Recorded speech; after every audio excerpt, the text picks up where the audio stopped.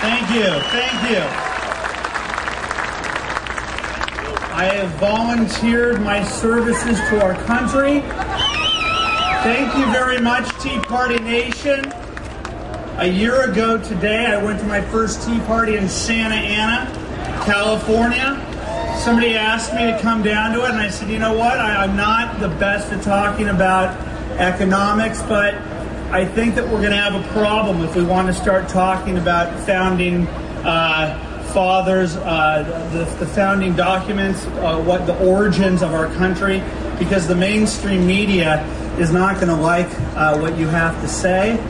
And so I volunteered myself, and on day one, I had to contend with the fact that you guys were called teabaggers, and I had to deal with the fact that an unfortunately named sister by the name of Contessa Brewer on MSNBC, before you even spoke, told you what your grievances were to the country in our dissent is patriotic presidency.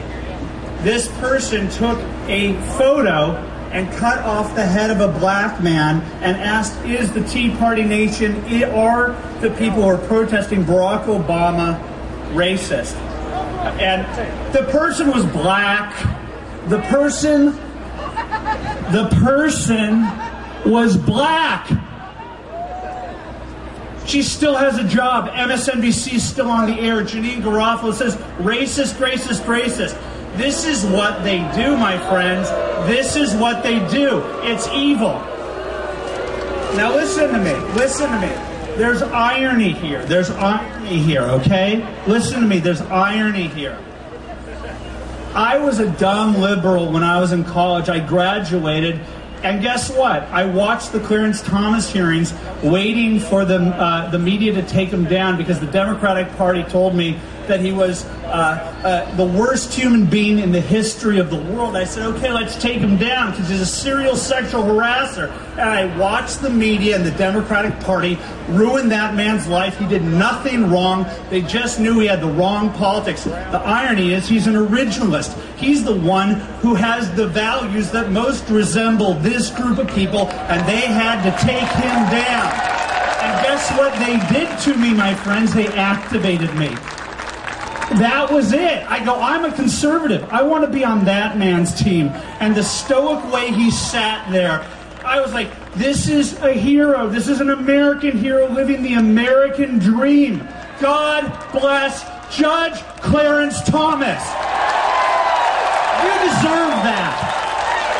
Nobody deserves the mainstream media treatment. Not an individual, not a body of people that are impugned falsely when, let's get into chronology mode here. Let's get in, let everybody do Pilates for a second, okay? The least popular bill of our lifetime, no bipartisan support, the mainstream media, bipartisan, bipartisan, bipartisan. Until you're in power, then bipartisan means nothing. Toxically created, pushed by the press, bribes, people getting beaten up by the SEIU. A black man by the name of Kenneth Gladney gets his butt whipped by SEIU the day that the White House says punch them back twice as hard, the same day that the AFL-CIO tells the rank and file to get in their faces. And in multiple cities, you see union thugs beating up honest, decent Americans, asking their leaders to read the bill. Is that so much to ask? So this toxic bill is coming down the tracks, and they see the polls. It's unpopular, and they have November coming down the track. They see this juggernaut. What happens if the Tea Party Nation grows? What happens if that 59% grows into 73%? It is going to be annihilation time for these statists. So what did they do? What did they do? They pulled a Contessa Brewer on you. And so, I don't know, I study media, I pay attention to media, I've gone to the circus, I know a trick when I see it.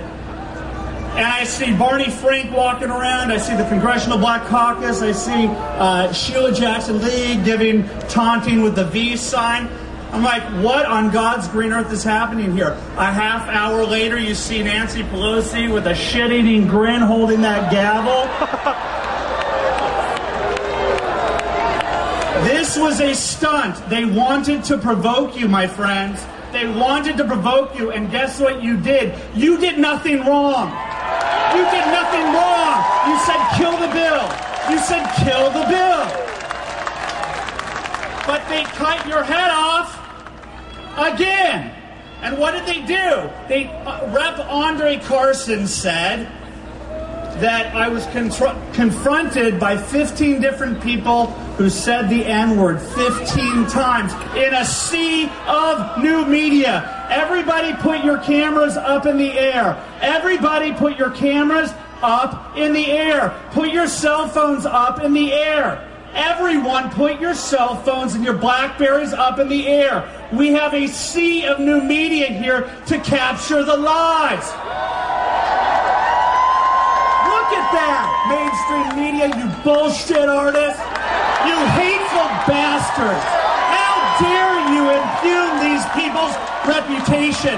Even if there was one person, the ease with which you used it to ruin the whole, it's despicable. So what did I do? I offered a $10,000 reward for anyone to show me the video. By day 2, I realized, wait a second, they don't have it. So I upped it to 20,000. And then I went to Searchlight, Nevada, and I get out to stretch.